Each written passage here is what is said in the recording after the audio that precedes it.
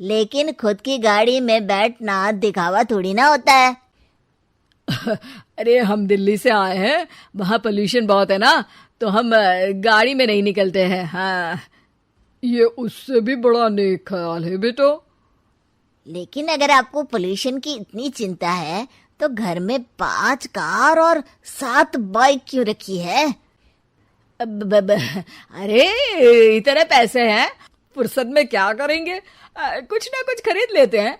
अभी पिछले ही हफ्ते एक हेलीकॉप्टर खरीदने का सोच रहा था। तो क्यों नहीं खरीदा?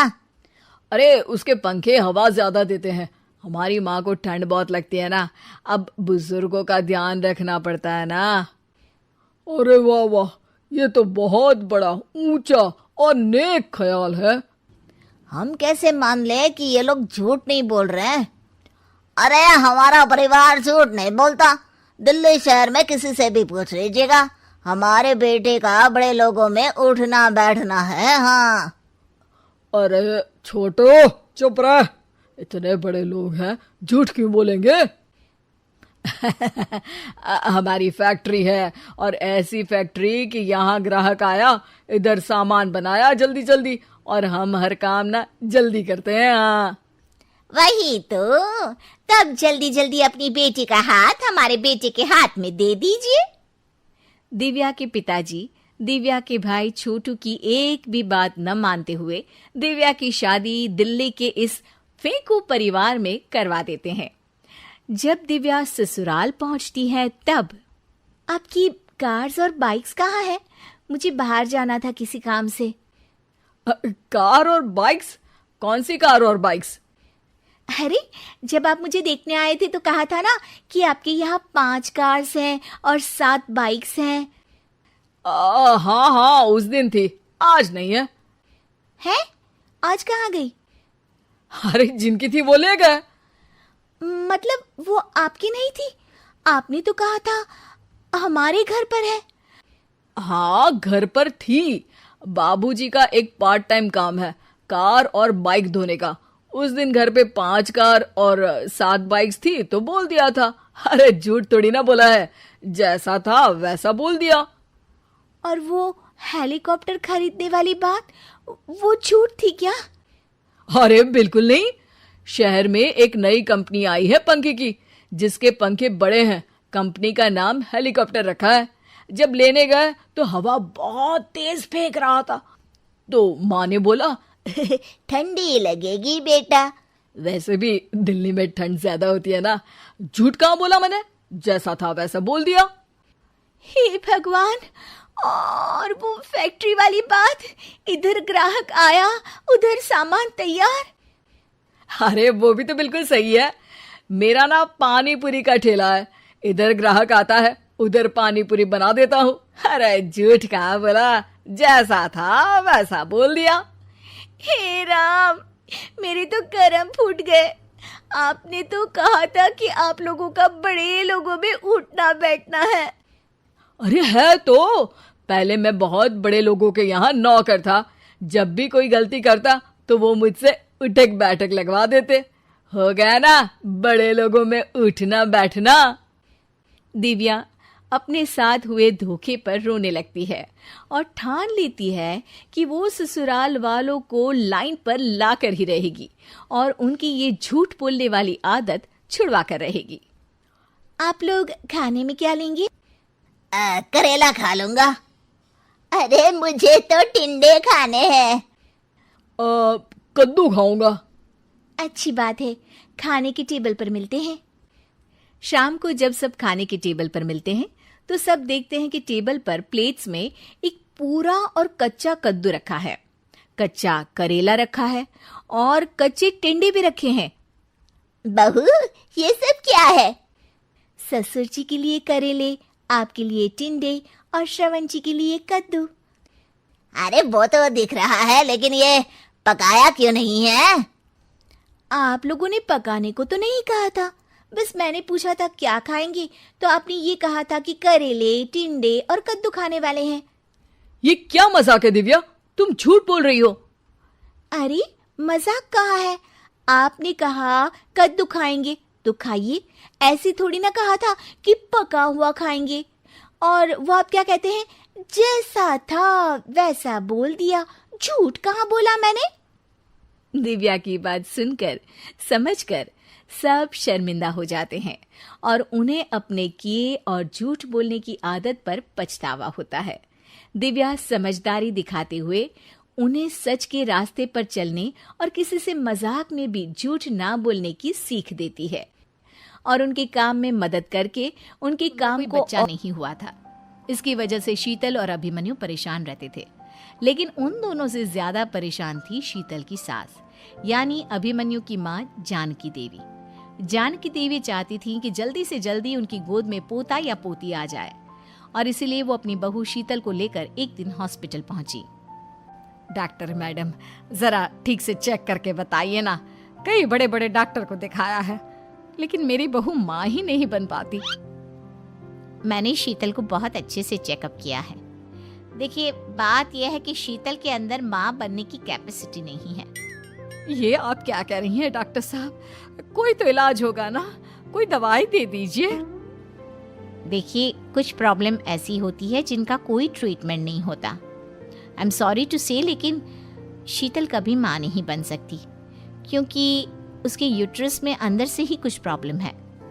घर आने के बाद क्या हुआ माँ? कहाँ लेकर गई थी आप शीतल को?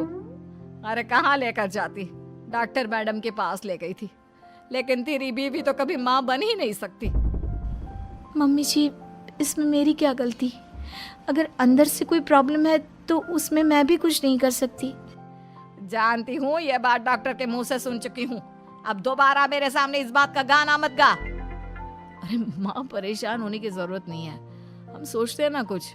अरे क्या सोचेगा तू? जब डॉक्टर कह चुका है कि तेरी बीवी माँ नहीं बन सकती, तो बता क्या सोचेगा तू? कहाँ से लाएगा बच्चा?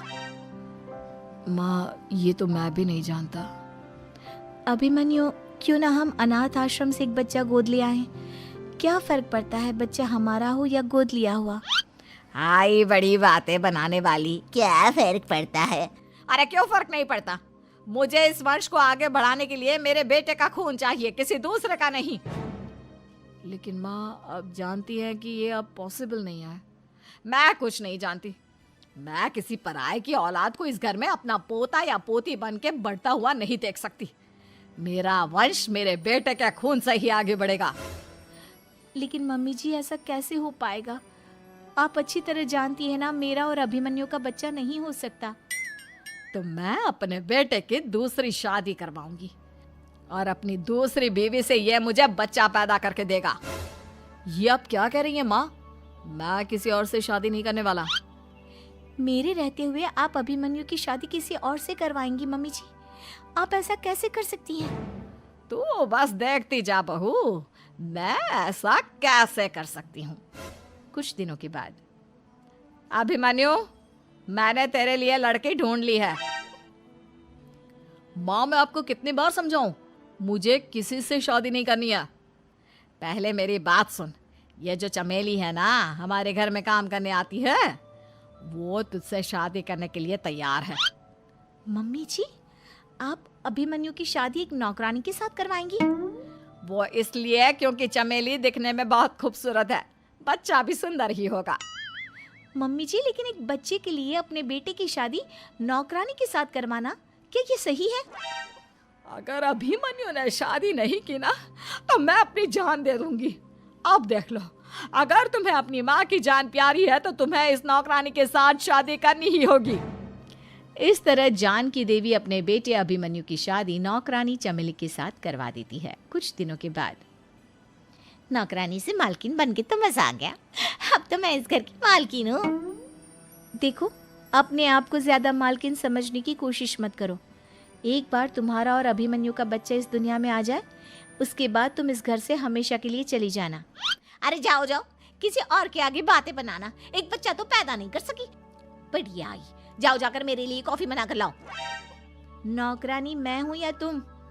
मम्मी जी, देखिए ना शीतल मुझसे किस तरह से बात कर रही है। शीतल, तुम्हें पता है ना चमेली प्रेग्नेंट है, मेरे बेटे के बच्चे की माँ बनने वाली है। वो जैसा कहती है वैसा करो। लेकिन मम्मी जी, वो मुझे नौकरों की तरह ट्रीट कर रही है। अरे तो करेगी ना, वैसे भी बहू तुम हो किस काम की, एक बच्चा तो पैदा नहीं कर सकती। जाओ अब घर के सारे काम करो और चमेली को आराम करने दो। थैंक यू मम्मी जी, भगवान आपका भला करे। आप नहीं होती तो मैं नौकरानी से महारानी कैसे बनती।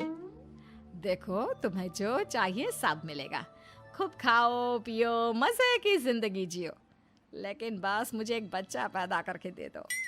कुछ दिनों के बाद, मम्मी बच्चे के लिए आपने मेरी शादी चमेली के साथ करवा तो दी, लेकिन दिन और रात का चैन मिट गया है। सारा दिन शीतल और चमेली की बहस चलती रहती है। अब शीतल को इस घर में रखने से क्या होगा, मैं तो कहती हूँ उसे घर से निकाल दो, है भी किस काम की। मैं ऐसा नहीं कर सकता माँ, वो मेरी पत्नी है, उससे बहुत प्यार करता हूँ मैं। तुम्हारी पत्नी चमेली है, चमेली उससे प्यार करो। अरे तुम्हारे बच्चे को जन्म देने वाली है वो। अभिमन्यु, मैं खुद ही इस घर से चली जाती हूँ। वैसे भी अपने ही घर में नौकरों की तरह रहकर परेशान हो चुकी हूँ। घर की नौकरानी मेरे ऊपर हुक्म चलाती है, वो तुम्हारी पत्नी बन चुकी है। अब मेरा इस घर में क्या काम। अभिमन्यु के बार बार रोकने पर भी शीतल उस घर से चली जाती है। कुछ दिनों के बाद चमेली एक बच्चे को जन्म देती है।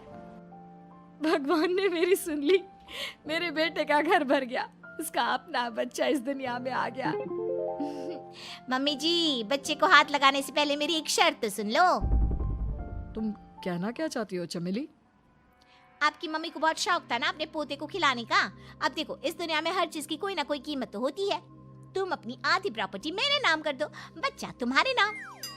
अरे लेकिन मैंने अपने बेटे से तुम्हारी शादी करवाई है, अब ये सौदेबाजी कहाँ से आ गई? जो औरत अपनी बहू को घर से निकाल कर एक नौकरानी के साथ अपने बेटे की शादी करवा दे, वो तो सौदेबाजी कर ही सकती है ना। उसका कैसे भरोसा कर सकते हैं। मुझे बस आप लोगों की प्रॉपर्टी चाहिए, उसके बाद ही बच्चे को आप हाथ लगा सकते हैं। मैंने कहा था ना मम्मी, आप गलत कर रही हैं। देखिए उसका नतीजा आपके सामने है। जब शीतल को पता चलता है कि अभिमन्यु और चमेली का बच्चा दुनिया में आ गया है, तो वो अपने घर पहुंचती है। अभिमन्यु, कहाँ है आपका बच्चा? क्या मैं उसे देख सकती हूँ? कुछ भी मत पूछो शीतल, माँ की हुई एक गलती हम लोगों पर भारी पड़ रही है। वो नौकरानी अपनी औकात पर आ गई है और अब हमसे अपनी आधी प्रॉपर्टी मांग रही है, वो भी बच्चे के बदले में। एक बात कहूँ अभिमन्यु, आप उससे कुछ भी देने से मना कर दो। अरे कैसी बात कर रही हो, मेरे बेटे की औलाद है उसके पास, ऐसे कैसे मना कर दे? मम्मी जी, वो अभिमन्यु का बच्चा नहीं है, वो चमेली और उसके बॉयफ्रेंड का बच्चा है। ये तुम क्या कह रही हो शीतल? ये देखिए वीडियो, चमेली और उसका बॉयफ्रेंड आपस में बातें कर रहे हैं कि उन दोनों ने मिलकर आपको बेवकूफ़ बनाया है और अब इस बच्चे के बदले आपसे प्रॉपर्टी भी हड़प लेंगे। हे भगवान, ये मुझसे क्या हो गया, ना तो बच्चा मिला और अपने बेटे की नौकरानी के साथ शादी करवा दी सो अलग। अब क्या होगा? मुझे माफ़ कर दो शीतल, मेरी वजह से तुम्हें बहुत तकलीफ हुई है। अभिमन्यु, मैंने कहा ना, उस नौकरानी को उसके बच्चे सहित इस घर से बाहर निकाल दो। लगता है मेरे अभिमन्यु का बाप बनने का सपना अधूरा ही रह जाएगा। अभिमन्यु, अपनी मम्मी से कहो कि परेशान ना हो। आपको याद है एक बार हम एक IVF सेंटर गए थे, मैंने फिर से वहाँ जाकर बात की थी और आपको पता है इस बार मैं प्रेग्नेंट हूँ, क्योंकि हमने वहाँ पर प्रोसीजर करवाया था जिसकी वजह से मैं प्रेग्नेंट हो गई थी और इस बात का पता मुझे बस कुछ महीने पहले ही लगा है। हमारा बच्चा इस दुनिया में आने वाला है अभिमन्यु। मुझे माफ कर दो शीतल बहू, मुझसे बहुत बड़ी गलती हो गई। कोई बात नहीं माँ, लेकिन अब हमें उस धोखेबाज नौकरानी को इस घर से बाहर निकालना है और इस घर की मालकिन को वापस। इतनी भी नाटी नहीं हूँ मैं, और हाँ, हिल्स पहनकर तो बिल्कुल आपके बरोबर आ जाती हूँ। अरे तेरे पापा ने महंगी कार का लालच दे दिया, वरना तो मेरे बेटे के लिए लंबी लंबी लड़कियों की लाइन लगी थी। क्या बताऊं तुझे, कटरीना फैल थी उनके सामने। पर माँ जी, आपका मयंक भी तो हाइट में कौन सा अभिषेक बच्चन की तरह है जो कटरीना मिल जाती। वैसे भी मेरी और इनकी जोड़ी तो राम सीता की जोड़ी है, राम सीता की। एक दिन सभी खाना खा रहे होते हैं, तभी माँ, दाल बहुत अच्छी बनी है, जरा और देना। रुको जी, मैं लेकर आती हूँ, किचन में है, वैसे भी मैं खड़ी ही हूँ। ये सुनकर सास हंसने लगती है। तुम खड़ी हो या बैठी एक जैसी ही लगती हो। बस कीजिए जी, अभी हिल्स नहीं पहनी है, वैसे भी हिल्स पहनती हूँ तो आपके बराबर ही लगती हूँ।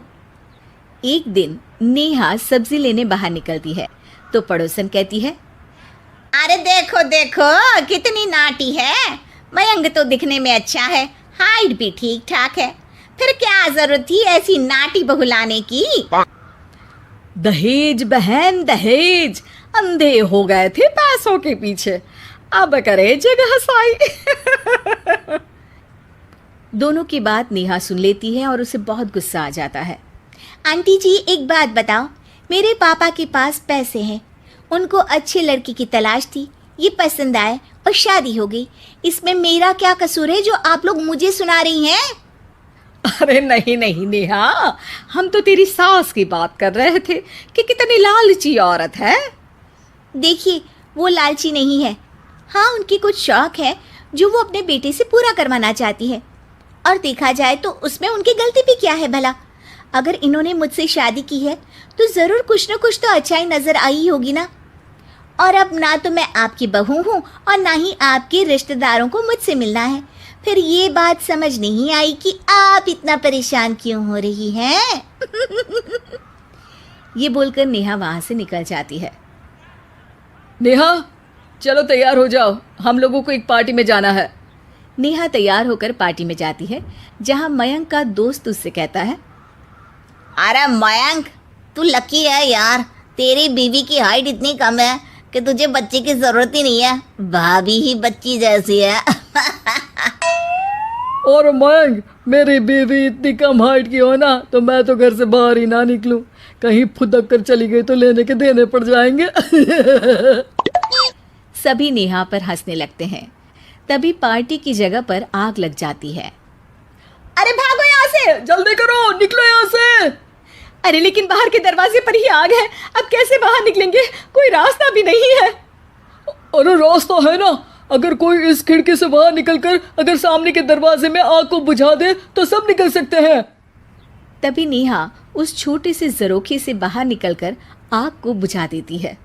अरे वाह, भाभी जी ने तो आज हम सबको बचा लिया। वाह भाई वाह, बीवी हो तो ऐसी, अपने पति ही नहीं बल्कि यहाँ मौजूद सभी की जान बचा ली है इसने। भाई मयंक माफ कर देना, तेरी बीवी तो सच में कमाल है। मुझे ये बात पता है और मुझे मेरी बीवी पर गर्व है। नेहा मुस्कुराकर अपने पति की तरफ देखती है। कुछ दिनों बाद जब नेहा और उसकी सास मार्केट जाती है, वहां पर अरे भैया ये कपड़ा तो देना, कितने का पड़ेगा? माता जी ये तो बहुत महंगा कपड़ा है, लेकिन अब बस सिर्फ 2 मीटर ही बचा है, मेरे तो किसी काम का है नहीं ये टुकड़ा, तो आप 100 रुपया ही दे दीजिए। अरे भैया तो मैं क्या करूंगी इस टुकड़े का, लेकिन वैसे है बड़ा ही सुंदर। तभी नेहा बोल पड़ती है, इसमें तो मेरी पूरी ड्रेस बन जाएगी। ये कहकर वो कपड़ा ले लेती है। अगले दिन नेहा वो ड्रेस पहनकर सास के सामने आती है। अरे वाह नेहा, ये ड्रेस तो बहुत ही सुंदर लग रही है, बड़ी महंगी होगी ना? अरे कपड़ा तो मैंने ही पसंद किया था, बस पूरा नहीं था तो इसने ले लिया। सिर्फ 200 रुपये की ड्रेस है ये पूरी। देखो माँ जी, नाटी होने का भी कम फायदा नहीं है। जैसे तैसे दिन कट रहे थे। सास और पड़ोसियों के मजाक बनाने का सिलसिला चल ही रहा था कि एक दिन मोहल्ले से जोर जोर से आवाज आती है, हाय रे मैं मर गई, भगवान मैं क्या करूं। अरे क्या हुआ? देखते हैं तो सभी एक हॉल के सामने भीड़ लगाकर खड़े हैं। मेरा बेटा प्रिंस गड्ढे में गिर गया है। पड़ोसन जोर जोर से रोने लगती है कि तभी वहां नेहा आ जाती है। रोइए मत, मैं प्रिंस को लेकर आती हूँ। ये बोलकर नाटी सी पतली सी नेहा गड्ढे में घुसकर बच्ची को बाहर ले आती है। अब क्या था, एक बार फिर नेहा के लिए पूरा मोहल्ला तालियां बजाता है। मुझे माफ कर दो नेहा, मैंने तुम्हारी हाइट का कितना मजाक उड़ाया था। कोई बात नहीं मौसी, प्रिंस ठीक है, ये बात है। अब वो दिन आता है जब सास नेहा की तारीफ करती है। वाह बहू वाह, तेरी तारीफें सुन सुनकर तो मैं खुश हो गई। आज तो तूने ये साबित कर दिया कि समाज में इंसान अपने रंग रूप और लंबाई चौड़ाई से नहीं बल्कि साहस और हौसले से काबिल कहलाता है। प्रज्ञा को रसोई में एक चूहा दिखता है और वो जोर से चिल्ला पड़ती है, दीदी वो देखो चूहा। वो डर के स्लैब पर चढ़ जाती है। अरे चूहा ही तो है, तू तो ऐसे डर रही है जैसे तूने कोई भूत देख लिया हो। कितनी डरपोक है तू भी ना प्रज्ञा। अब ज्यादा हंसो मत दीदी, हर इंसान को किसी ना किसी चीज से डर लगता है। लगता होगा, पर मुझे तो किसी चीज से डर नहीं लगता। मैं तो बहुत बहादुर हूं, पर तू हद कर दी भाई, एक चूहे से डर गई है। एक दिन प्रज्ञा अपने कमरे से बाहर निकल रही होती है और तभी शिवानी उसे पीछे से आकर डरा देती है। प्रज्ञा एकदम से उछल पड़ती है। दीदी ऐसे भी कोई मजाक करता है क्या? अरे जरा अपनी शक्ल तो देख, एकदम बैंगन की तरह नीली पड़ गई है। अरे मेरी देवरानी इतनी बड़ी डरपोक है, मुझे तो पता ही नहीं था। आप ऐसे चौंकाओगे तो कोई भी डरेगा ना? अरे नाना, कोई बहाना अब काम नहीं आएगा। आज से ना तुम्हारा नाम है डरपोक प्रज्ञा। शिवानी प्रज्ञा का मजाक उड़ाकर चली जाती है। प्रज्ञा शिवानी की मजाक उड़ाने की आदत से परेशान हो जाती है। जब देखो मेरा मजाक उड़ाती रहती है, इनकी शिकायत तो मम्मी जी से करनी ही पड़ेगी मुझे। प्रज्ञा अपनी सास के पास जाती है और उन्हें सारी बात बताती है कि किस तरह उसकी जेठानी उसके डर का मजाक उड़ाती है। ओहो, तो बड़ी बहू को बड़ा घमंड है अपनी बहादुरी पर। कोई नहीं, अभी उसका घमंड तोड़ देते हैं। मेरे पास एक तरकीब है छोटी बहू, एक काम कर तू। प्रज्ञा की सास उसे अपनी जेठानी को डराने का प्लान बताती है। ये तो बहुत अच्छा आइडिया है मम्मी जी, क्या बात है। आइडिया सुनकर लग रहा है कि आप अपने बचपन में काफी शरारती रही होंगी मम्मी जी। अब आएगा मजा मेरी बहादुर जेठानी जी को। प्रज्ञा अपनी जेठानी को डराने का एक प्लान बनाती है। रात में वो शिवानी के पास जाती है और कहती है, दीदी मुझे ना बहुत डर लग रहा है। क्या हुआ मेरी डरपोक देवरानी? दीदी मैं छत पर गई ना तो मुझे ऐसा लगा कि कोई वहां है। ऐसा लगा जैसे मुझे कोई वहां देख रहा था, जैसे कोई साया। अरे क्या बक रही हो, तेरा वहम होगा। नहीं नहीं दीदी, आप चलो ना प्लीज मेरे साथ, मुझे तो बहुत डर लग रहा है। मेरी एक साड़ी सूख रही थी, वही लानी है। प्लीज आप चलिए ना ऊपर मेरे साथ। ओफो, चल। प्रज्ञा शिवानी को बहाने से छत पर ले जाती है और वो उसके पीछे चल रही होती है। ले आ गए हम छत पर। कहाँ है भूत, दिखा, कहीं तो है नहीं। तभी प्रज्ञा चुपके से सीढ़ियों पर छुप जाती है और शिवानी छत पर अकेली रह जाती है। अरे प्रज्ञा, कहाँ चली गई? प्रज्ञा एकदम से सीढ़ियों का दरवाजा बंद कर देती है। अब शिवानी को डर लगने लगता है। मैं नीचे चली जाती हूँ। लगता है प्रज्ञा भी नीचे ही चली गई है। तभी उसके सामने एक खुले बाल सफेद साड़ी में औरत खड़ी होती है। शिवानी उस औरत को देखकर डर जाती है। हाल तू जलाल तू आई बला को टाल तू, हाल तू जलाल तू आई बला को टाल तू।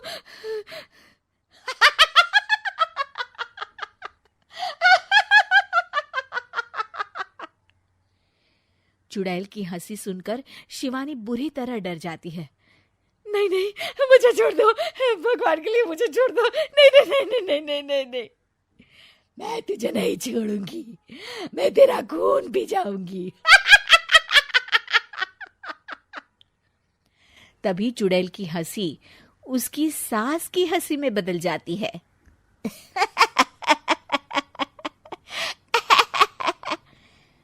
मम्मी जी, ये तो मम्मी जी की आवाज है। शिवानी आंख खोलती है तो सामने उसकी सास चुड़ैल का मेकअप करके खड़ी होती है और प्रज्ञा और उसकी सास जोर जोर से हंस रहे होते हैं। क्यों मेरी बहादुर जेठानी जी, आप तो कहती थी कि आप किसी से नहीं डरती। ये तुमने अच्छा नहीं किया प्रज्ञा। और सासू माँ, आप भी इसके साथ मिलकर। और नहीं तो क्या बहू, तुम अब मेरी छोटी बहू का ऐसे मजाक बनाओगी तो मुझे तो चुड़ैल बनना ही पड़ेगा ना। प्रज्ञा और उसकी सास और जोर जोर से हंसने लगते हैं और शिवानी गुस्से में नीचे चली जाती है। ये होवे या ते दीवार ते टंगी होवे। संगीता की शादी भी एक ऐसे ही घर में होती है जहां उसकी सास दीवार पर टंगी होती है।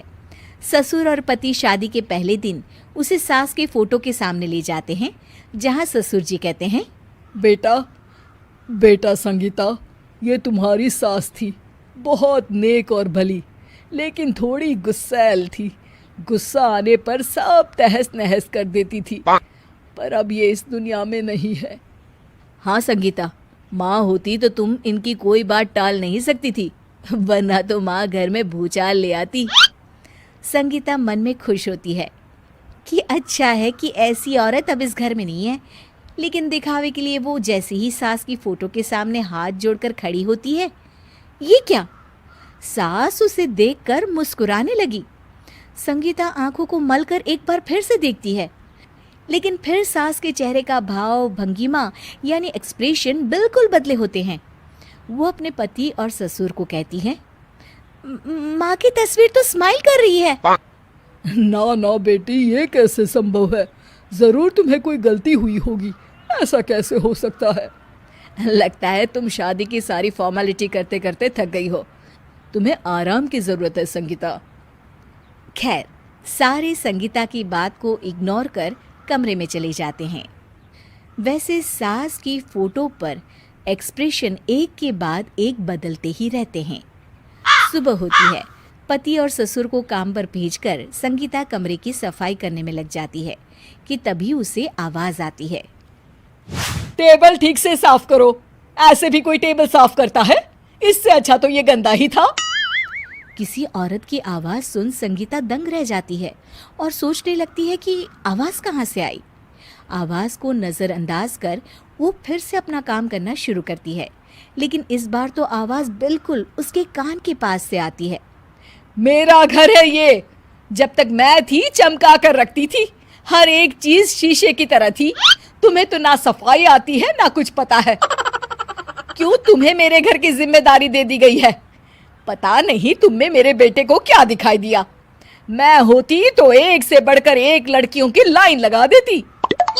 अब संगीता को समझने में देर नहीं लगी कि ये आवाज किसी और की नहीं बल्कि उसकी सास की है, जो दीवार पर टंगी है। वो उसके पास जाती है और कहती है, नमस्ते सासू माँ, मुझे तो कल ही लग रहा था कि दीवार में कुछ काला है। वो दीवार नहीं, दाल होती है पगली। सही पकड़े हैं सासू माँ। तो क्या हो गया आपको जो आप यहाँ भी चैन से नहीं बैठी हैं? सुना मैंने आपका व्यवहार काफी गुस्से वाला था। चुप रह तू, ज्यादा बकर बकर ना कर। घर का काम करना तो आता नहीं, आई है मुझसे बहस करने। हाँ देखिए सासू माँ, मैं आपसे साफ साफ कह देती हूँ, मुझसे पंगा लेने की कोशिश मत करिएगा। तभी पीछे से संगीता का पति आता है। अरे संगीता, किससे बात कर रही हो? कौन है वहाँ? संगीता की सास की फोटो फिर से पहले जैसी हो जाती है। आपकी माँ से कह रही थी कि मुझे काम करना आता। अरे संगीता, माना सास के ताने हर बहू को अच्छे लगते हैं, लेकिन यहाँ तो माँ है ही नहीं, तुम तो फोटो से ही। तुम भी लाजवाब हो संगीता। किसी को विश्वास नहीं होता कि संगीता अपनी मरी हुई सास की फोटो से बात करती है। वहीं आए दिन संगीता की सास संगीता को किसी न किसी बात पर आते जाते ताने देती। संगीता को भी अब सास के तानों और उनसे बात करने की आदत हो गई। वो कभी खानदान की कहानी तो कभी तीज त्योहार कैसे मनाए या किसी व्यंजन की रेसिपी सास से ही पूछती। सारा दिन घर में अकेली संगीता की सास अब उसके लिए तानों के साथ पक्की साथी की तरह भी रहने लगी थी, जो किसी और को नहीं बल्कि संगीता को ही सुनाई देती। तो देखा आपने, सास बहू का रिश्ता हर रिश्ते से उसकी आंखें बहुत छोटी छोटी है, उसमें या तो पुतली रह सकती है या काजल। साले की पुतली निकाल कर काजल लगा दो, अंधा कहीं का। क्या क्या बोले तुम मेरे भाई के बारे में? अरे नहीं नहीं बहू, वो तो बोल रहा था कि तुझे नेग मिल जाएगा। हाँ, बहन है ना तो उसकी। नहीं नहीं माँ जी, मैं सब समझती, ये मेरे भाई का मजाक बनाते रहते। कितना सीधा है मेरा भाई, बिल्कुल छिपकली जैसा। नहीं नहीं बहू, सीधा गाय जैसा होता है। सही पकड़े हैं माँ जी। हाँ, तो मेरे भाई की शादी है, मैं चाइना जरूर जाऊंगी। तभी एक पड़ोसन आ जाती है। अरे नहीं नहीं बहू, तू कहीं ना जा, हम लोगों का मन कैसे लगेगा तेरे बिना। ले बहू, तेरे भाई के लिए ये शॉल रख ले, हमारी तरफ से गिफ्ट कर देना। हाय रे, सब कितने अच्छे हैं। मेरी चाइनीज बहू को कितने प्यार से तुम लोगों ने एक्सेप्ट कर लिया। सच में बड़ी भाग्यशाली हूँ मैं। कैसी बात कर रही है? ये तो हम लोगों के देश की एक खूबसूरती है कि हर किसी को दिल से अपना लेते हैं, बस वो भी दिल से हमें अपना समझे। कैसी बात कर रही है आंटी जी? मेरे लिए आप सब सासू माँ जैसी ही हैं। मुझे भारत बहुत अच्छा लगता है, ये सबसे अच्छा देश है, मेरा भारत महान। वैसे भी लड़के की शादी जहाँ होती है वो तो वहीं की हो जाती है ना। जीती रे बहू, सही बोल रही है। औरत तो होती ही पानी की तरह है, जो जहाँ जैसे रखे वैसी ही शेप ले लेती है। आंटी जी, ये थोड़ा सा ज्यादा हो गया, समझ नहीं आया। नो प्रॉब्लम, मैं चाय बना कर लाती हूँ। फिर क्या, वो दिन भी आ जाता है जब बेटे बहू को चाइना जाना पड़ता है। वहां जाकर बहू का भाई कहता है, मेहरबान आ गए, मेहरबान आ गए। मैंने सबको बोला कि सब हिंदी में बात करेंगे, नहीं तो बहन नाराज हो जाएगी। थैंक्स बॉय, हिंदी मेरी भाषा है। आप मुझे उसमें बात करना अच्छा लगता है। आपने जीजा जी से मिलो। ओ बहन, तुम अंदर चलो। सभी बहू को अंदर लेकर चले जाते हैं, लेकिन सांगसू का पति, वो तो बेचारा चाइना के ससुराल के आंगन में अकेला खड़ा रहता है। काफी देर तक जब कोई उसे नहीं पूछता तो वो माँ को घर पर फोन करता है। हाँ बेटा, पहुँच गए ना कुशल मंगल? हाँ माँ, लेकिन सांगसू पता नहीं कहाँ है, वो तो अंदर गई है तब से बाहर आई ही नहीं। अरे कैसी बात कर रहा है? तो तू अंदर चला जा, तू बाहर क्यों है? अरे दामाद है तू वहाँ का, उन लोगों ने तुझे बिठाया, चाय पानी कुछ नहीं पूछा? नहीं ना माँ। तभी सामने से सांगसू आती है। क्यों आप अभी तक तैयार नहीं हुए? और ये बैग लेकर क्यों कमरे से बाहर आए? इसे वहीं रख देते। कमरा? कौन सा कमरा? अरे कैसी बात कर रही हो? जब से तुम अंदर गई हो मैं बाहर ही तो खड़ा हूँ। बहू को बहुत हैरानी होती है और गुस्सा भी आता है। तभी उसका भाई और माँ आ जाते हैं। और सांगसू, अंदर खाना लग गया है। पहले ये बताओ कि मेरे पति को किसी ने खाना या पानी क्यों नहीं पूछा? वो भारत से ससुराल पहली बार आया है, वो भी मेरे कहने पर। उनकी इज्जत क्यों नहीं की? देख बेटी, तूने जबरदस्ती जिद में शादी की थी तो हम लोगों ने कर दी, लेकिन अब तुम ये सोचो, पूरी चाइना में मैं इस इंडियन को अपना दामाद बताऊं? So sorry. हाँ सांगसू, और तुम भी चुप रहना, नहीं तो वो लोग मेरी शादी तोड़ देंगे। ओह, ऐसी बात है। कोई बात नहीं, मैं बाहर होटल में रह लेता हूँ, तुम वही करो जो ये लोग चाहते हैं। कैसी बात कर रहे हो? शादी के बाद पति जैसा भी हो, जो भी हो, पति होता है। वैसे भी तुम्हारे पूरे परिवार ने, सबने बिना सोचे मेरा साथ दिया, मुझे एक्सेप्ट किया, प्यार किया। मैं अपने देश में आपको अकेला कैसे छोड़ सकती हूँ? ये हिंदी फिल्म का ड्रामा बंद करो, मैं अब ये बर्दाश्त नहीं करूंगी। चुपचाप अंदर चलो, नहीं तो ये शादी वादी यहीं खत्म करके इसे अकेले ही इंडिया जाना पड़ेगा। कर रही हो माँ? ये मेरे पति हैं। है नहीं छा, हम लोगों ने यहाँ वकील को बुला लिया है, जिसके बाद अब तेरा तलाक करा के हम यहाँ के चाइनीज लड़के से तेरी शादी करा देंगे। अरे कैसी बात कर रहे हो? हम तो यहाँ तुम्हारी शादी के लिए आए थे। नहीं नहीं, मैं सांगसू के बिना नहीं रह सकता हूँ। हाई वोल्टेज ड्रामा होने के बाद से ही सारा माहौल खराब हो जाता है कि तभी एक लड़की आती है। मैंने सारा इंतजाम कर दिया है, सांगसू की शादी का मंडप परसों लग जाएगा, तब तक इसके पति को कमरे में बंद कर देते हैं। सभी सांगसू के पति का हाथ बांधकर उसे कमरे में बंद कर देते हैं। ये गैर कानूनी है, आप लोग मेरे पति के साथ ऐसा नहीं कर सकते हैं। मैं किसी से शादी नहीं करूंगी, ये साफ बात है। पहले मैं अपनी शादी करूं, फिर तेरी भी शादी करवा दूंगा। सब कुछ तय हो जाता है, भाई की शादी हो जाती है। फिर वो दिन भी आ जाता है जब सांगसू की शादी वो लोग जबरदस्ती करने के लिए उसे मंडप पर ले जाते हैं। ऐसा मत करो, ये मेरी बीवी है। मैं किसी से शादी नहीं करूंगी। कैसे नहीं करेगी शादी? शादी तो तेरा बाप भी करेगा। हो, मैं करूंगा शादी। प्लीज कोई मेरी शादी किसी अच्छा औरत से करवा दे। चुप, बिल्कुल चुप। फिर माँ सांगसू और उसके पति से कहती है, तुम लोगों का बच्चा मेरी कैद में है। अगर तुम लोगों ने कोई भी होशियारी की तो मैं इस बच्चे को मार दूंगी।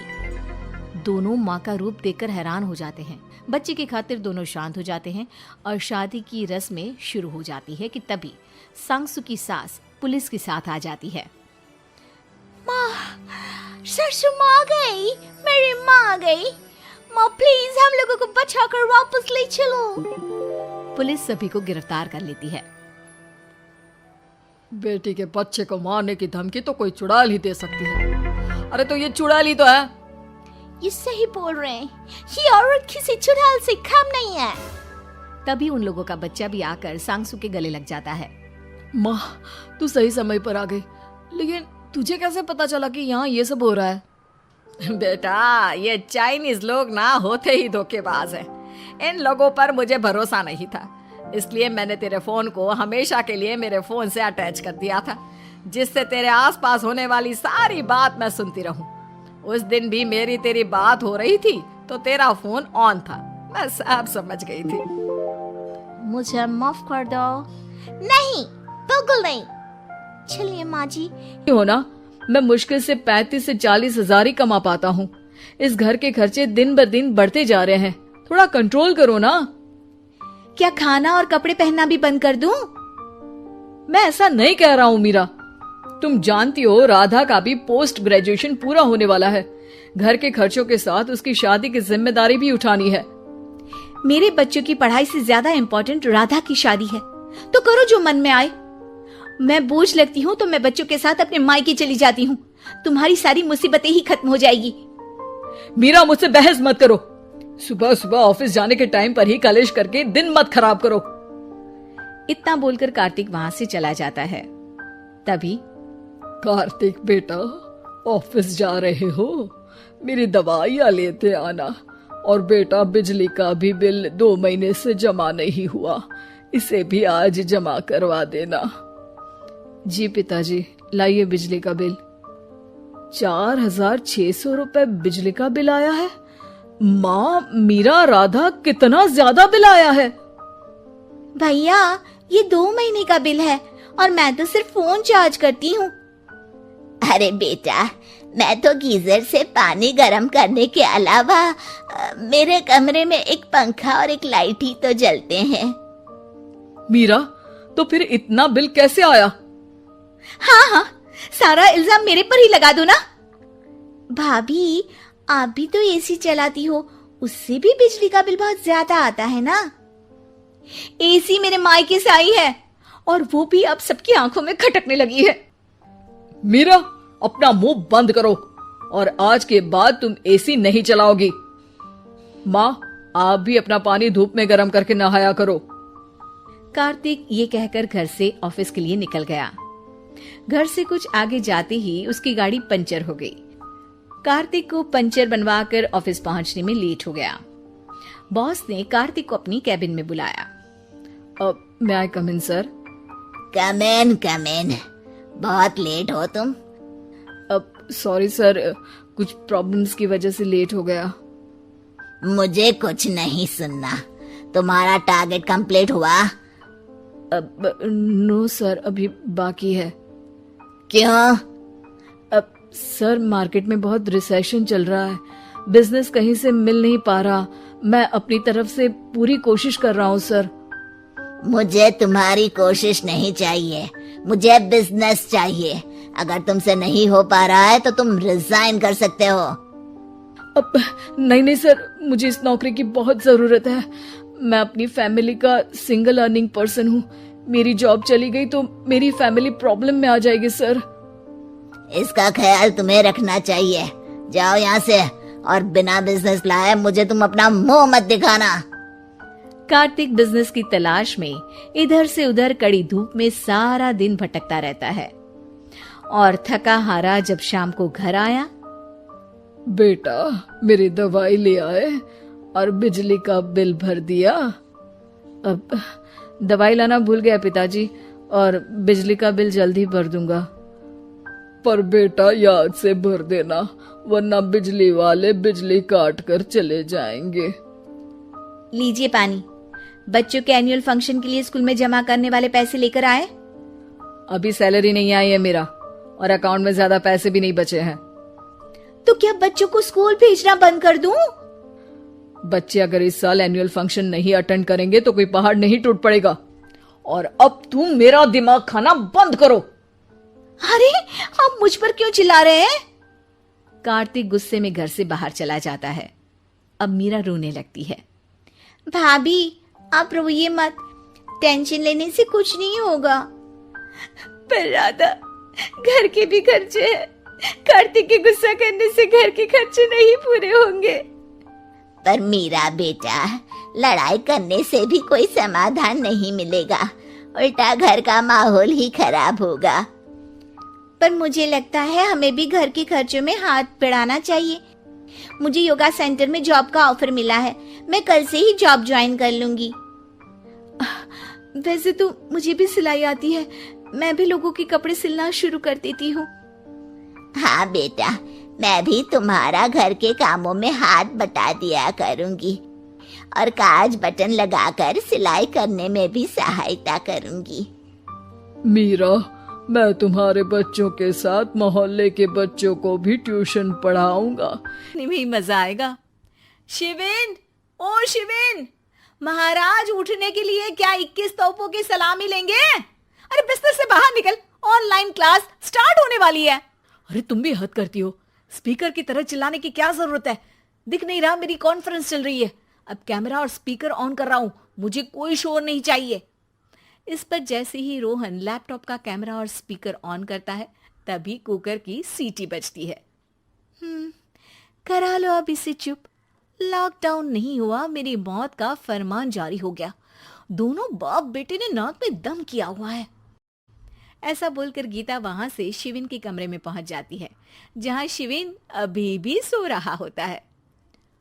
ओ आलसी, अब अगर 5 मिनट में नहीं उठाना तो आज तेरा गेम और यूट्यूब कैंसिल। माँ की बात सुनकर शिविन बिना 1 मिनट गंवाए उठ खड़ा होता है। उठ गया, अभी नागर भी आता हूँ।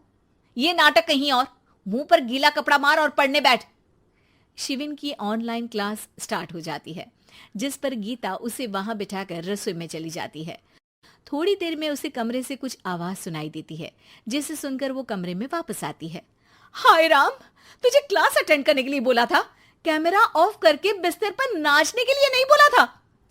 मम्मी, मुझे कुछ समझ नहीं आ रहा, आप बाद में पढ़ा देना ना, वैसे भी अटेंडेंस तो लगी गई है। हाँ बेटा, जरूर बन जा। तू अभी से हम सबका बाप बन जा। अरे नहीं मतलब, कहाँ से लाते हो इतना दिमाग? और पढ़ाई करते हुए ये चला कहाँ जाता है?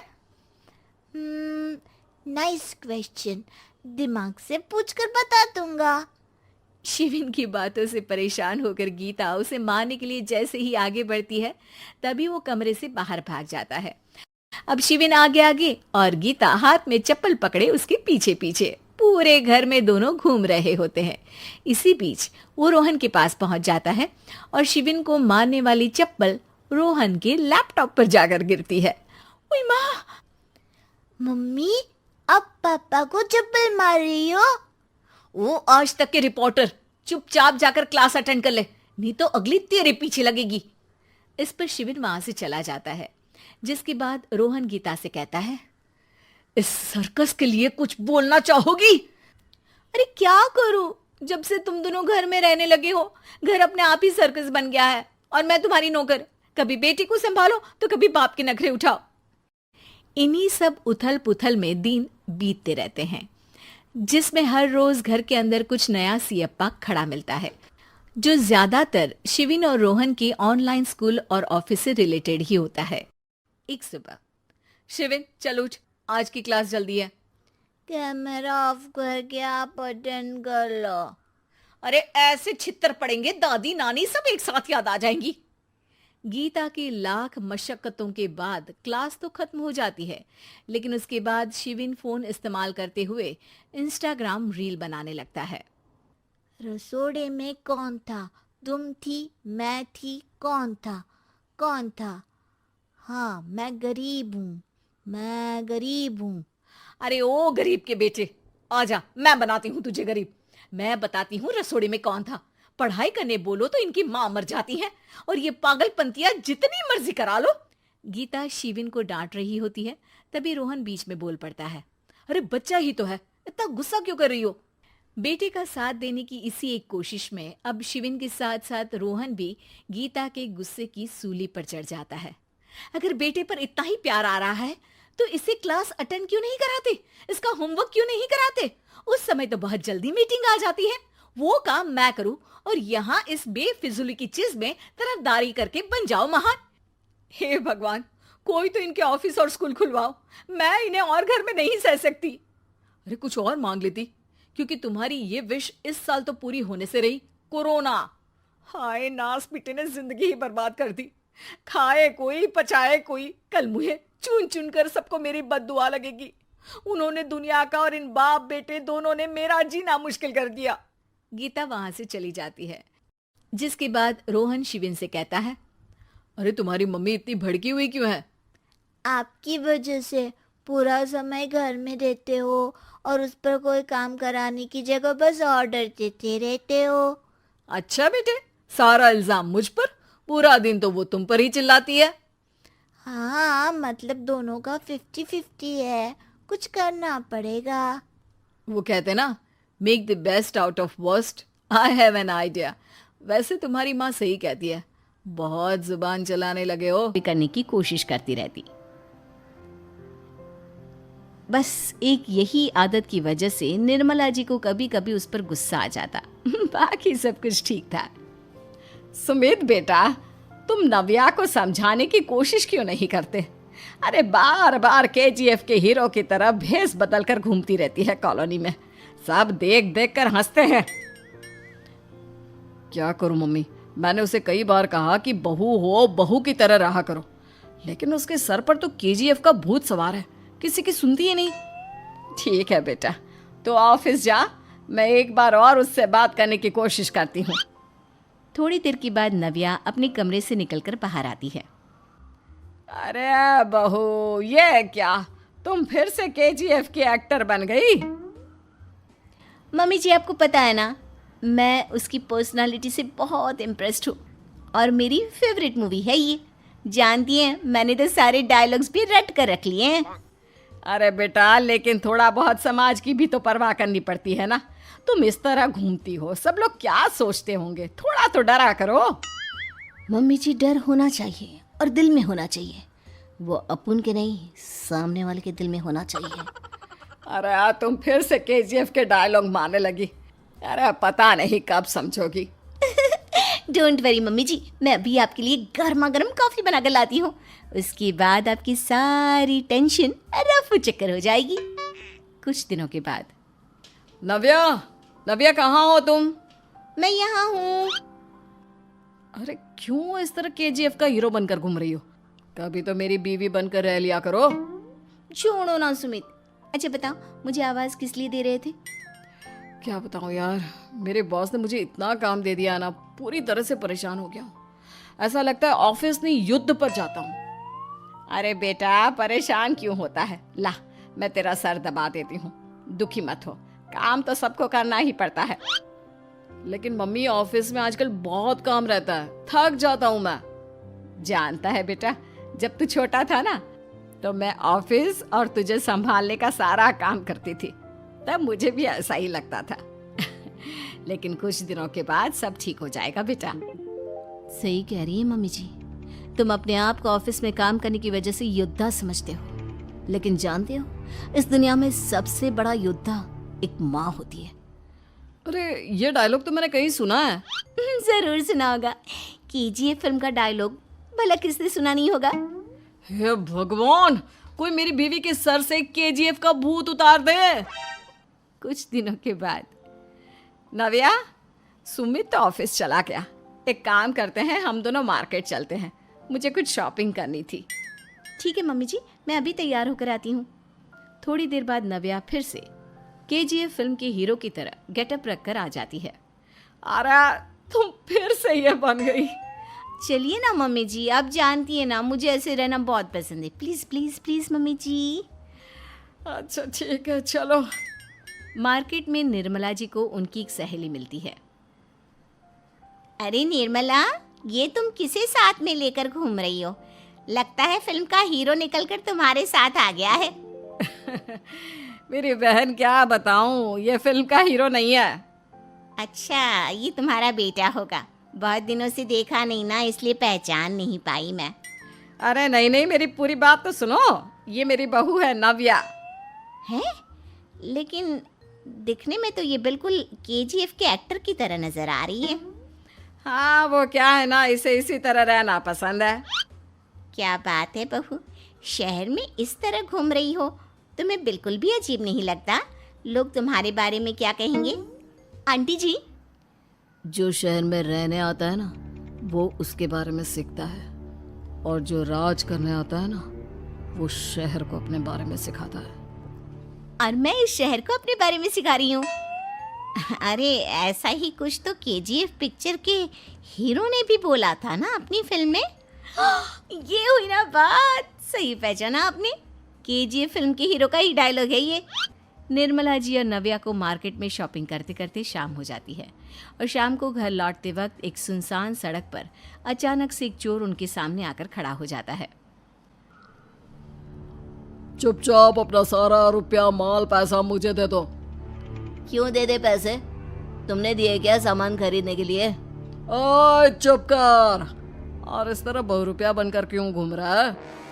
अरे घूम रहा नहीं, घूम रही है। बहू है ये मेरी। लेकिन दिखने में तो तुम्हारा बेटा जैसा लगता है। वैसे कुछ भी कहो, बेटा है बड़ा हैंडसम। अरे चुप कर, कहा ना बेटा नहीं, बहू है मेरी, बहू है। अच्छा ठीक है, तो ऐसे कहता हूँ, तुम्हारी बहू बहुत हैंडसम है। ओए मिस्टर चोर, ज्यादा बातें बनाने की जरूरत नहीं है। चुपचाप यहाँ से निकलो, तुम्हें कुछ नहीं मिलने वाला। ऐसी बात है? एक मिनट रुको, ये देखो मेरे हाथ में गन है ना, गन। तुम दोनों का भेजा उड़ा दूंगा। नव्या लपक कर वो गन चोर से छीन लेती है। ट्रिगर पे उंगली रखने वाला हर कोई शूटर नहीं होता, और उनकी औकात उनको चाहने वालों के अलावा और कोई समझ नहीं सकता। क्या बोले रे? ये लाइन तो मैंने कहीं सुना है। अरे सुना होगा, जरूर सुना होगा, क्योंकि केजीएफ फिल्म तो सबने देखी है ना।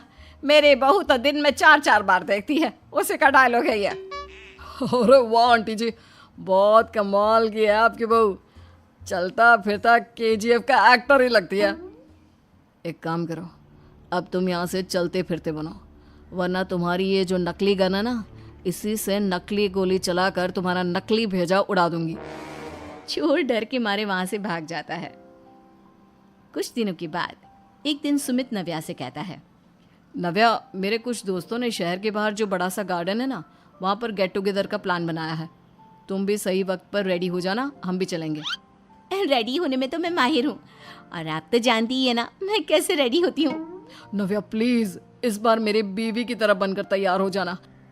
केजीएफ का एक्टर फिर कभी बन लेना। नहीं सुमित, मैं तुम्हारे दोस्तों से पहली बार मिल रही हूँ। मैं अपना असली हुनर तो दिखाऊंगी ना उन्हें, ताकि उन्हें भी पता चले कि तुम्हारी बीवी बीवी नहीं बल्कि एक बहुत फेमस फिल्म का स्टार है, स्टार। ठीक है, तुम्हारी जिद के आगे मेरी कहाँ चलने वाली है। और फिर सुमित अपनी बीवी को लेकर अपने दोस्तों के पास पहुंचता है। यह है मेरी पत्नी नव्या। अरे मुझे तो लगा ये तुम्हारा कोई नया दोस्त है। हाँ, मैं भी बहुत देर से सोच रहा था कि सुमित का नया दोस्त तो बड़ा हैंडसम है।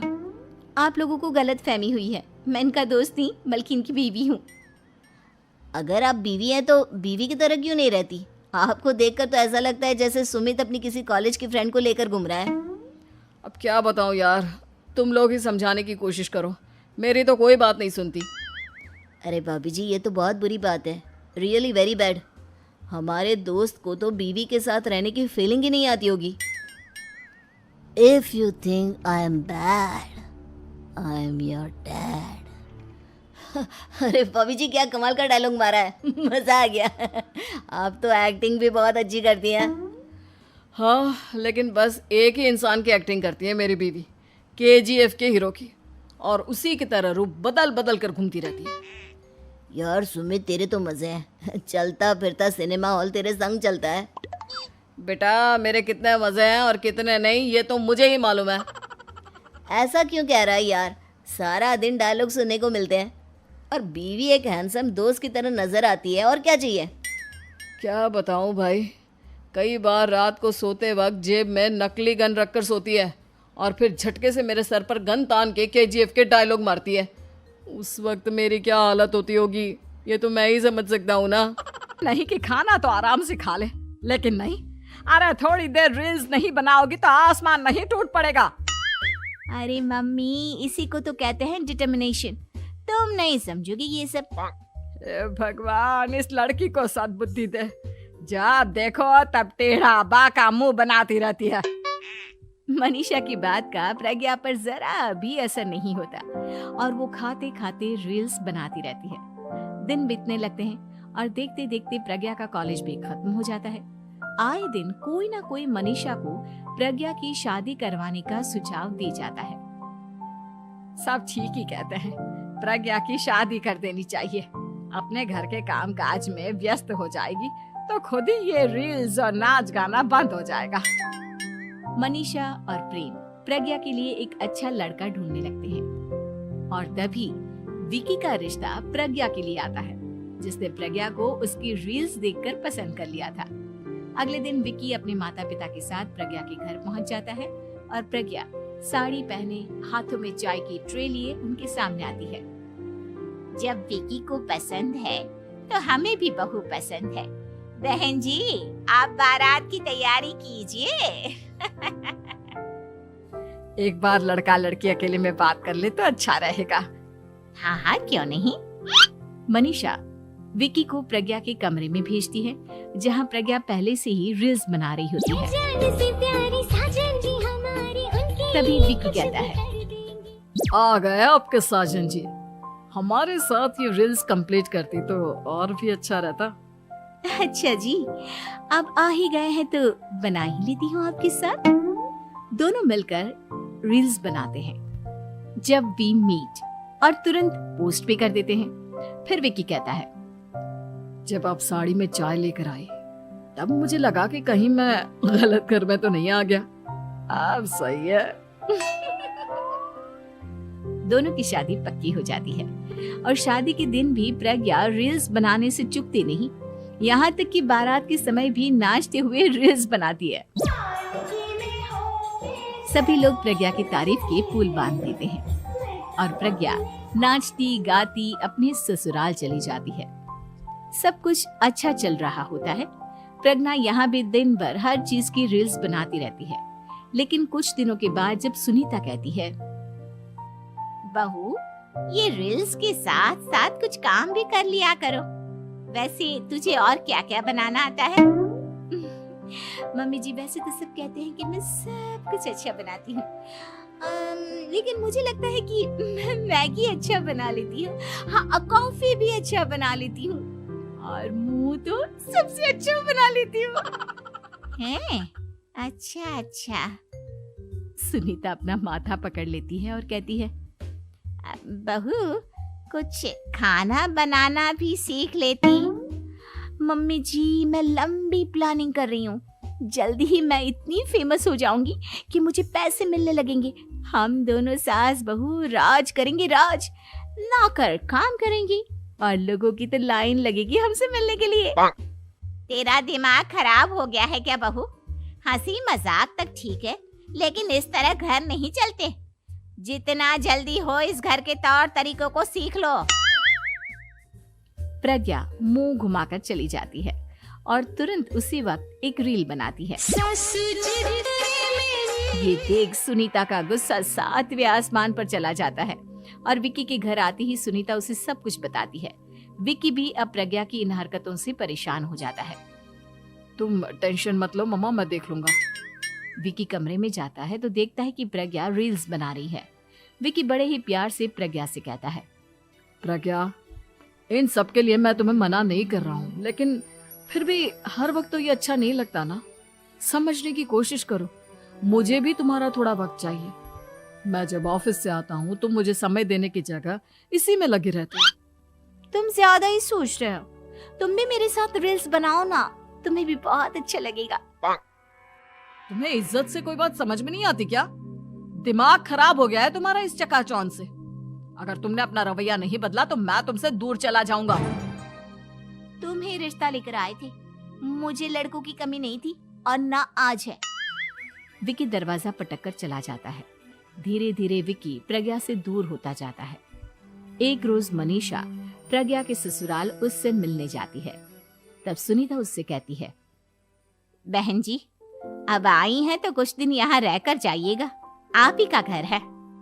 हाँ मम्मी, बहुत दिन हो गए तुम्हारे साथ एक भी रील नहीं बनाई मैंने। प्रज्ञा तुरंत अपने फोन में रील्स ऑन कर लेती है। ये सब मुझसे नहीं होता। तेरा ये भूत अभी तक नहीं उतरा क्या? बहन जी, आप कुछ कहती नहीं क्या इसे? जब आप ही कुछ नहीं कर पाई तो मैं कर ही क्या सकती हूँ। सास तो वैसी ही बदनाम है। शाम को घर की लाइट चली जाती है और मनीषा प्रज्ञा से कहती है, मेरे घुटनों में बहुत दर्द हो रहा है, तू लाइट का कुछ इंतजाम करना बेटा। अच्छा, कैंडल जला देती हूँ मम्मा। प्रज्ञा गाते हुए कैंडल जलाती है और खिड़की के पर्दे के पास रख देती है। मनीषा, जिसे बहुत दर्द हो रहा है, वो सो जाती है और प्रज्ञा हमेशा की तरह अपने रील्स में लग जाती है। उधर कैंडल की वजह से पर्दा आग पकड़ लेता है और मनीषा के कमरे में आग लग जाती है। बचाओ, कोई है, बचाओ। सभी भागते हैं और विक्की कमरे की आग बुझाने में लग जाता है, लेकिन तब तक मनीषा आधी जल चुकी थी। मनीषा की हालत देख प्रज्ञा रोने लगती है। विक्की मनीषा को तुरंत हॉस्पिटल ले जाता है और उसे एडमिट कराता है। विक्की प्रज्ञा से कहता है, देख लिया ना, तुम्हारे इस नाच गाने की वजह से आज तुम्हारी माँ की जान जाते जाते रह गई। अब पता नहीं तुम और क्या चाहती हो। उधर डॉक्टर कहते हैं, इनकी हालत बहुत नाजुक है, आधे से ज्यादा जल चुकी है। प्रज्ञा रोती हुई मंदिर में जाती है और भगवान के आगे जाकर कहती है, भगवान, मेरी माँ को ठीक कर दो। मैं कसम खाती हूँ हाथ से ये रील्स बनाना छोड़ दूंगी। बस मुझे मेरी माँ वापस मिल जाए। 2 दिन बीत जाते हैं और मनीषा खतरे से बाहर आ जाती है। पेशेंट अब ठीक है, आप लोग उनसे मिल सकते हो। सब कोई मनीषा से मिलता है और प्रज्ञा सबके सामने अपना फोन तोड़ देती है। मुझे माफ कर दो मम्मा, मैंने तुम लोगों की बातों को नजरअंदाज किया। बेटा, कोई भी चीज जरूरत से ज्यादा खराब है। मैंने तुम्हें रील्स बनाने से कभी मना नहीं किया, लेकिन हर वक्त एक ही चीज तो सही नहीं है। मैं समझ गई हूँ मम्मा, आई एम सॉरी। भी उतनी ही चलाया कर। अभी तो उतनी भी नहीं चलाई है। पता नहीं समझती क्या हुआ आप अपने आप को। बेटा पैदा किया है कोई हीरा नहीं जो बहू को आए दिन सुनाती रहती हो। तभी वहां सार्थक, जो माया का पति है, वो आ जाता है। क्या बात है माया, क्यों माँ से लड़ रही हो? मैं माँ से लड़ रही हूँ? अरे तुम्हारी माँ साइको है, साइको। शादी से पहले बताया क्यों नहीं? मैं तो ना करती तुम लोगों के घर में शादी। अरे तेरी बीवी की जबान है या घोड़े की लगाम, लगने का नाम ही नहीं ले रही है। ओफो, लेकिन तुम लड़ किस बात पर रहे हो ये तो बताओ। सीरियल देखने बुलाया था, सोचा बुढ़िया सारा दिन दिमाग चलाती है, जरा टीवी में मन लगा ले। अरे ये कैसी भाषा बोल रही हो माया? माँ है ये मेरी। देख बेटा, मैं पागल नहीं हूं जो ये सीरियल दिखाने बुलाए और मैं लड़ पड़ूं। अरे यार, तुम दोनों ना घर का माहौल ठीक रखा करो ना, हमेशा लड़ना ठीक नहीं है। ये बोलकर सार्थक वहां से चला जाता है। अगले दिन वीना टीवी देखते हुए, अरे वाह, बहू हो तो पार्वती जैसी, वरना ना हो। ना हो तो ही अच्छा है। पार्वती की सास भी असली जिंदगी में अपनी सास से परेशान होगी। अरे देख माया, फ्री में तो मुझसे मत लड़, मैंने तो तुझे कुछ नहीं बोला। नहीं बोला? क्यों नहीं बोला? अरे सीधे नहीं तो उल्टे से तो बोला ना कि बहू हो तो ऐसी, नहीं तो ना हो। अरे हाँ, तो गलत क्या बोला? ये जो सीरियल देखकर मुझे बोलती है ना, मुझे भी इतना मेकअप करके ऐसा बोलने के हजारों रुपए मिले तो मैं भी ऐसी ही बन जाऊं। तो क्या मेरे बेटे के पास से पैसे नहीं लेती है तू? थोड़ी देर बाद वहां सार्थक आ जाता है। सामने टीवी चलता देख वो समझ जाता है कि सास बहू के बीच लड़ाई का कारण कुछ और नहीं बल्कि टीवी ही है। सार्थक अपने दोस्तों के पास जाता है और उन्हें सारी बात बताता है। अरे यार, इतनी सी बात? अरे नहीं यार, इतनी सी बात नहीं है। ये टीवी सीरियल वालों के कारण तो मेरे घर में रोज रोज लड़ाई होती है। अरे यार, तो घर से केबल का कनेक्शन ही हटवा दे, फिर ना रहेगा सीरियल, ना होगी लड़ाई। वाह जी, अब तो सार्थक को सोल्यूशन भी मिल गया। अगले दिन घर में सिर्फ एक चैनल आता है और वो था दूरदर्शन। अरे बहू, ये क्या, कोई चैनल ही नहीं आ रहा है? ओह, पता नहीं पार्वती की सास ने वो जहर खाया होगा भी कि नहीं। अच्छा माँ जी, आप तो खीर खा लीजिए। हैं? ना ना ना, नहीं खाऊंगी ये जहर वाली खीर। अरे खा लीजिए ना माँ जी, मैं पार्वती की तरह नहीं हूँ। हाँ, और एक बात, केवल आपके कारण घर का केबल कनेक्शन हटा दिया गया है। मेरे कारण? अरे करम जली, सीरियल देख देख कर तो तू चाले चलती थी और कनेक्शन मेरे कारण कटा। अरे वाह, एक नंबर की शातिर है तू। सासू माँ जो मुंह में आता है बोले जा रही हैं। देखा ना, सास भी कभी चुड़ैल थी में क्या हुआ था कमलावती के साथ। अरे बेचारी कमलावती तो अपनी बहू चंडाल रानी के चक्कर में चुड़ैल बनी थी। तू देखना ससुराल सुमन का में क्या हाल हुआ था सुमन का। वो तो मक्खी बन गई थी और जो सास की नाक में घुसकर धमाचाकड़ी मचाई। मजा आ गया था। काश मैं भी मक्खी बन पाती। अरे बन, तुम मक्खी बन। अरे मैं तो कहती हूं तुम मक्खी ही बन जाना। तुझे दोनों हथेलियों के बीच रखकर मसलना दूं तो मेरा नाम भी वीणा नहीं। अभी तक तो मैं साफ साफ बात नहीं कर रही थी, लेकिन और तभी सार्थक वहां आ जाता है। अरे अब तो केबल का कनेक्शन भी हट गया, फिर आप दोनों किस बात पर लड़ रही हैं? अरे ये पुराने एपिसोड उठा उठा कर मुझसे लड़ रही है। मैं या आप? एक तो मैं इनके लिए खीर बनाकर लाई, ऊपर से बोल रही थी खीर में जहर है। अरे मैंने कभी बोला कि मेरा रानी हार जो चोरी हुआ है वो तुलसी की सास की तरह कहीं इन्होंने तो नहीं चुरा लिया? अरे कौन तुलसी? वो मीरा आंटी की बहू। मीरा आंटी ने उनका हार चुरा लिया? अरे तू मेरी तुलना उस तुलसी की सास से कर रही है। अरे वो मक्कार सी औरत। अरे नहीं, तुलसी अपनी वो ससुराल की 4 साल की हीरोइन। हो